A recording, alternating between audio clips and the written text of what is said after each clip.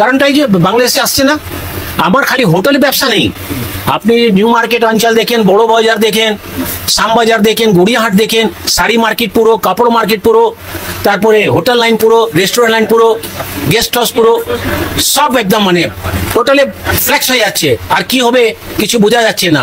আমরা এত এত বড় বড় জায়গা নিয়ে কি করে চালাবো সংসার, কি করে লেবারকে দেবো, কি করে স্টাফকে দেবো, আমরা বুঝতে পারছি না। 40খানা রুম আছে, 20টা লাগছে, 25টা লাগছে, কোনোদিন 15টা লাগছে, এরকম চলছে। কোথায় থেকে আসবে? ওখান থেকে এই সরকার, আমাদের সরকার ওখান থেকে দেবে, তবে তো তাড়াতাড়ি হলে আমরা বাঁচবো। শুধু তো হোটেল ব্যবসা, ধরুন আপনি মালিক নন, এখানে ধরুন অনেকে স্টাফ থাকে, সুইপার থাকে, ক্লিনার থাকে, এখানে বিভিন্ন কোথায় থেকে দেবো আমরা? টাকা কোথায় থেকে জোগাড় করবো?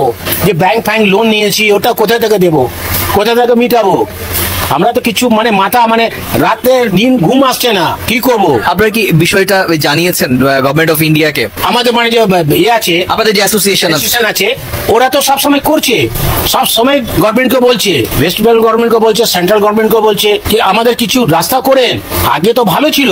একটা জিনিস মনে হচ্ছে যে ধরুন বাংলাদেশের অভ্যন্তরে যে কাজটাও হচ্ছে এটাও তো সমর্থনযোগ্য নয়। ধরুন অ্যান্টি ইন্ডিয়ান এস্টাবলিশমেন্ট চালু হয়েছে, ওখানে ব্যাপক প্রোপাগান্ডা চলছে।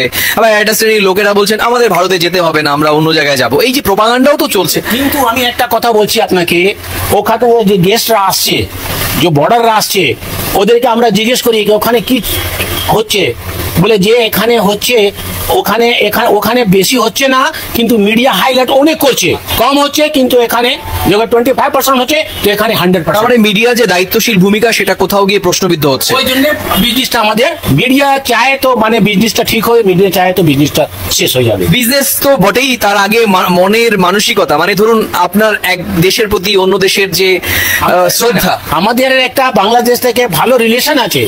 ওয়েস্ট বেঙ্গলে বলেন আপনি, ইন্ডিয়া, অল ওভার ইন্ডিয়া, এখানে খালি আমাদের হোটেলে নেই, ডক্টররা যত বড় বড় হসপিটাল আছে সব বাংলাদেশের উপরে একটু ডিপেন্ড করে, আমি বলছি না কি 100% ডিপেন্ড করে, 20% হলেও করে। এখান থেকে আপনি চেন্নাই চলে যান, বেঙ্গালোর চলে যান, সব জায়গায় এরকম চলছে। হাজারেরও বেশি কক্ষ রয়েছে, আর এই কক্ষগুলোর অধিকাংশই ভাড়া নিয়ে থাকেন বাংলাদেশ থেকে আসা পর্যটকরা। ভিসা সংক্রান্ত জটিলতার কারণে বলা ভালো, শুধুমাত্র মেডিকেল ভিসা ছাড়া পর্যটক ভিসা বন্ধ হওয়ার ফলে এই ধরনের আবাসিক হোটেলগুলো কিন্তু প্রায় বন্ধ হওয়ার মুখে। সব মিলিয়ে আছি আর কি, বাট বিজনেসের ক্ষেত্রে কিন্তু অসুবিধা তো হচ্ছেই, যে কেননা আমরা তো বেশি রিলেটেড হচ্ছে বাংলাদেশের উপরে বা বাংলাদেশের টুরিস্টের উপরে, সব এই জায়গাটাই আমাদের রিলেটেড। সেই জন্যই ওই দিক থেকে বলতে পারো যে কিছুটা বিজনেসের প্রবলেম হচ্ছে, এবং সবই তো রিলেটেড, এগুলোর মধ্যে রয়েছে ভালো থাকা এবং সুস্থ থাকাটা। হ্যাঁ, সেটাই ঠিক আছে।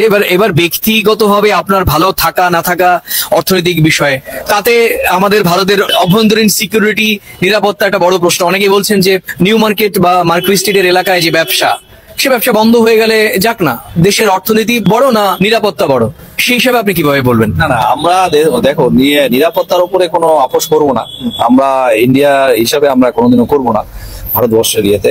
বাট একটা জিনিস হচ্ছে যে দেখো, নিরাপত্তা তো আছেই এবং ভারত সরকার দিচ্ছে, বাট তার জন্য যে সবকিছু বন্ধ হয়ে যাবে সেটা তো না। বিশেষ করে আমাদের ওয়েস্ট বেঙ্গল বেশি এফেক্টেড, কেননা এখানে পর্যটন বেশি আসে বাংলাদেশ থেকে, বিশেষ করে নিউ মার্কেট, পার্ক স্ট্রিট, আমাদের মার্কো স্ট্রিট এরিয়ে, তারপরে এদিক থেকে চলে যাবে দার্জিলিং, সিকিম, আসামের বেল্ট, ত্রিপুরার বেল্ট, এই জায়গাগুলো কিন্তু এফেক্টেড, কেননা এই জায়গাগুলোতে বাংলাদেশি পর্যটকরা বেশি ট্রাভেল করে।